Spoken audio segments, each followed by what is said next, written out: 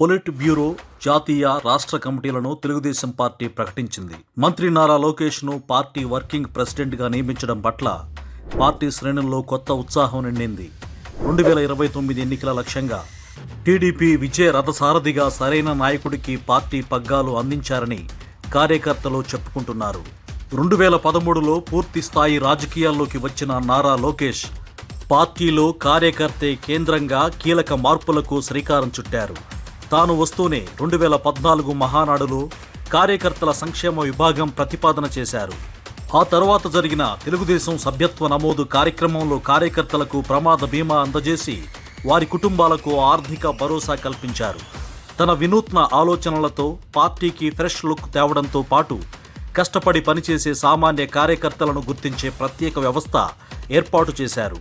కార్యకర్తలకు అన్ని వేళలా అందుబాటులో ఉంటూ ఏ కష్టం వచ్చినా ఆదుకుంటూ ఏ వివాదం వచ్చినా పరిష్కరిస్తూ కార్యకర్తల పెన్నిధిగా ఆపద్బాంధవుడిగా టీడీపీ శ్రేణుల్లో పేరుపడ్డారు.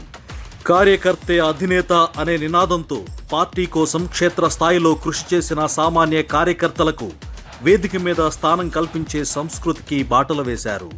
యువగళం పాదయాత్ర ద్వారా క్యాడర్లో నింపిన ఉత్సాహాన్ని ఇప్పుడు అధికారిక బాధ్యతగా అధిష్టానం మంత్రి లోకేష్కు అప్పజెప్పింది. పార్టీకి కొత్త నాయకత్వం అందించేందుకు కృషి చేసిన యువనేత లోకేష్ ఇప్పుడు సర్వ సైన్యాధ్యక్షుడిగా పసుపు దళానికి సరైన దిశానిర్దేశం చేయగలరని పార్టీ శ్రేణులు అంటున్నాయి.